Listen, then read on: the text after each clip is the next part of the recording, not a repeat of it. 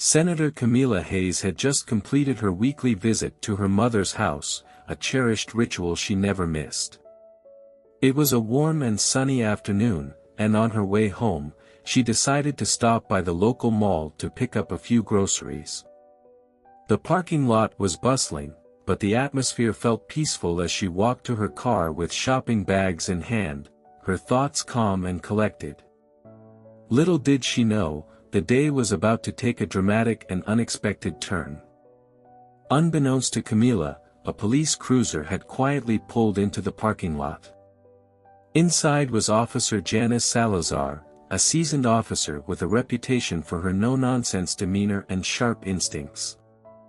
Janice was on her regular patrol, scanning the area for anything out of place, her eyes sharp and her focus unwavering. As she glanced around the lot, her gaze fell upon Camila, a poised, well-dressed woman walking between parked cars. Something about the scene struck Janice as suspicious. Camila's demeanor, seemingly calm yet preoccupied, caught her attention. "What's she up to?" Janice muttered to herself, narrowing her eyes as she watched Camila. Though there was no visible cause for alarm, Janice's instincts signaled that something might be off.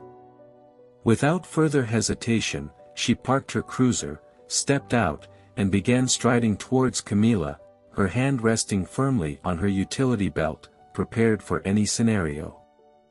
"Excuse me, ma'am," Janice called out, her voice firm and commanding, cutting through the air with authority. Startled, Camila turned around, her expression composed despite the sudden interruption. "Yes, officer." "Is there a problem?" she asked, her tone polite yet cautious. Janice's eyes remained fixed on Camila, her face stern as she studied the senator's every move. "What are you doing here?" she demanded, her voice sharp and direct. Camila blinked, momentarily taken aback by the harshness of the officer's tone. "I'm loading my groceries into my car," she replied, motioning to the bag she had just placed in the trunk. "ID, please," Janice ordered, her fingers tapping impatiently on her belt, as though addressing a suspect rather than a law-abiding citizen. Camila's heart skipped a beat, but she remained composed. "Is there a reason for this, officer?" "I haven't done anything wrong," she said firmly, yet respectfully. Janice's expression hardened further. "Just show me your ID, ma'am, and I'll decide that," she snapped. Letting out a quiet sigh, Camila reached into her purse, retrieved her wallet, and handed over her driver's license. Janice took it without a word, scrutinizing it closely. "Senator Camila Hayes," Janice read aloud, her eyebrows raising slightly. "Never heard of you," she added dismissively. Camila gave a polite smile, her patience unwavering. "I'm a state senator representing District 12, she explained calmly. But Janice was unimpressed. She glanced at the ID again before slipping it into her pocket as if it were evidence. "I don't care who you are, Senator," Janice said coolly. "Something doesn't feel right about you being here." Camila could hardly believe what she was hearing. "Officer, this is a public mall. I have every right to be here, just like everyone else," she replied, her disbelief evident. But Janice folded her arms and stepped in front of her, blocking her path. "You can explain that at the station. I'm taking you in," she declared, her tone final. Despite Camila's protests, Janice grabbed her arm and led her to the police cruiser. The ride to the station was tense, the air thick with an unspoken clash of authority and injustice. Janice gripped the steering wheel tightly, her gaze fixed on the road, while Camila sat silently in the back seat, taking deep breaths to steady herself.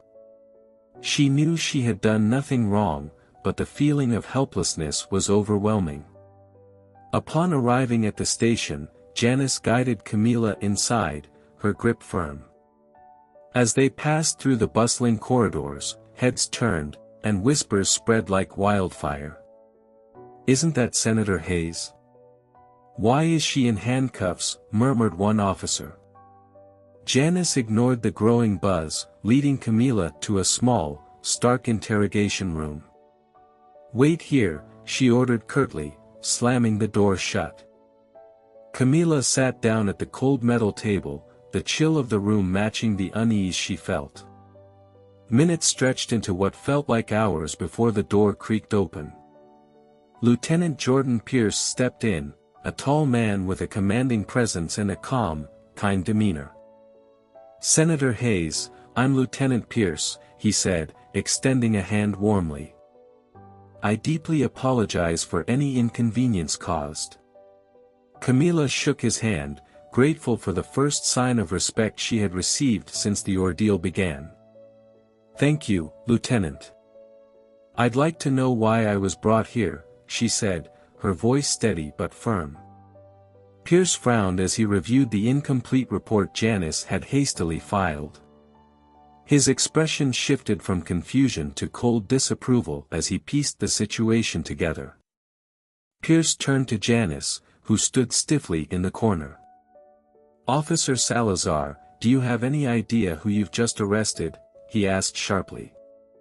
Janice's confidence faltered.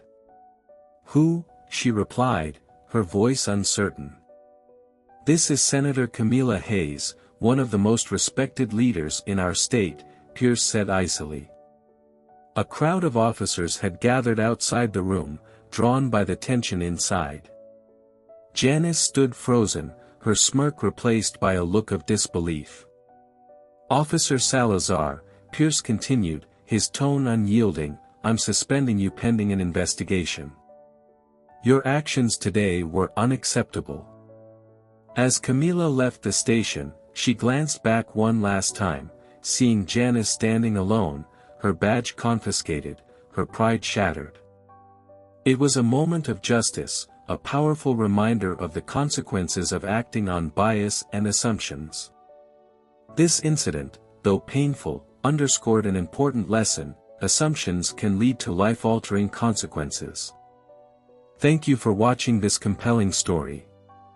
If you enjoyed it, please give it a thumbs up, share it with your friends, and don't forget to subscribe for more thought-provoking tales like this one. Hit the bell icon to stay updated, and have a wonderful day.